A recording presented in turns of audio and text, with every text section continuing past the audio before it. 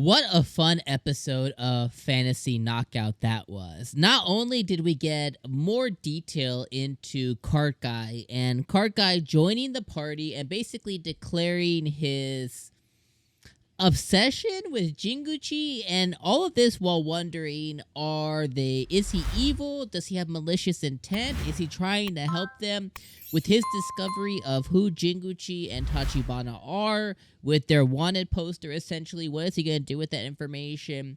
He poisoned Jinguchi to massage him, but it was really because Jinguchi started to sniff around who he actually was, because he was able to see a lot of his skills, like being an assassin, but you're a merchant. So a lot of things going on with Cart Guy. Then we have the end of the episode, which I absolutely loved, where Jinguchi and Tachibana make their way into the goddess's domain, essentially, into their religious faction, their church, to where they go in and they worship the goddess.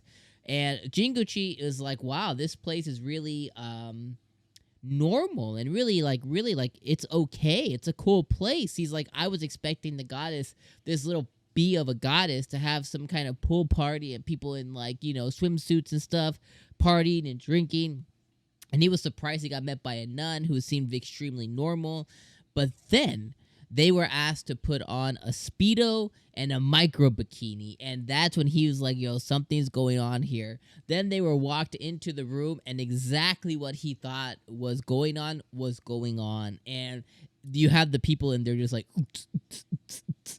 and he was just like, okay, yeah, I freaking hate this. I'm going to destroy the place. And Tachibana's like, we can never erase this from our memories. I love that part. I especially love when he grabbed Nun Girl and he's just like sumo plexing her or whatever it is. He's doing like some WWF moves on this girl.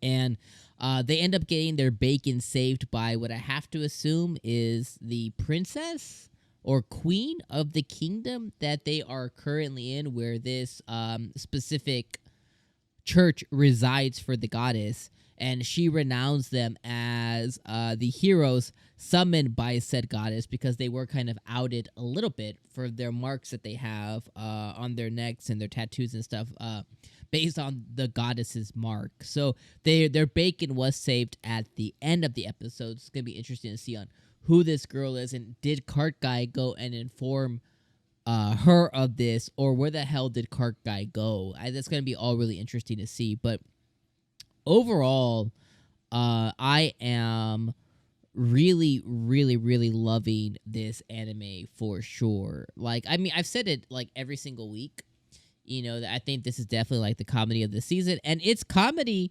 The reason I say it's comedy of the season is because like it has intentional comedy and it has comedy by proxy. And the comedy by proxy means like by the way it's divulging the story to you, to me, it's funny, right?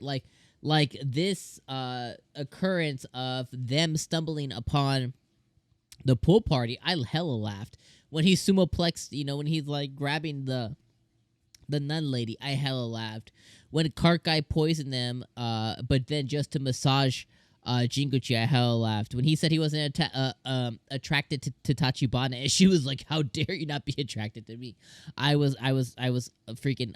I couldn't stop laughing. And then when he said that he put laxatives in Tachibana's meal, and she was like, that's why it came out so smooth, I lost it. Like, sometimes, I just end up having the sense of humor of like a 14-year-old. But like, overall, this anime is just so absolutely freaking enjoyable. Like, the different characters that they've built up so far, the ones that they're introducing. I'm sad that elf girl, the elf goddess, queen girl, whatever the hell she is, I'm sad that she wasn't here. I hope she comes back again. I like how Jinguchi was like, there's no way in hell I would ever take this girl with us. But I loved her as a character, so I hope that she comes back as well. I like Cart Guy. I like that he's attracted to Jinguchi, but then there's something else there as well, too, as far as interests that are aligning. So I can't wait to find out more about what ends up happening as the anime kind of nears its close towards the end of the winter season here as we move into the spring. But definitely it's going to be one of the highlights of the season. So for this one specifically, make sure that you share it out with friends. Make sure you tell people to watch this. Make sure, like, hey, do you like anime? You want to laugh? Watch this anime. And I'm extremely excited for this to potentially get dubbed, or it might have started getting a dub already. It might have actually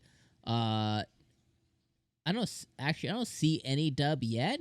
So hopefully this gets a dub too. And the reason is not necessarily because you or I necessarily like, oh my gosh, I really want a dub or need a dub, but typically when animes do get dubbed, it does breathe new life into that series, and it brings a whole subset of other people who they primarily watch dub, because the reason it's so popular because there's so many people out there that watched anime dub. So hopefully it makes that transition as well, because I think this deserves to have more eyeballs on it for sure, as it's really, really enjoyable. But another great episode. I can't wait to see who this girl is who got introduced at the end. And I can't wait for the goddess to actually come and reveal herself to Jinguchi and Tachibana, and what they're going to do from that point too. Also, I wonder if we're going to get the Demon Lord actually appearing this season.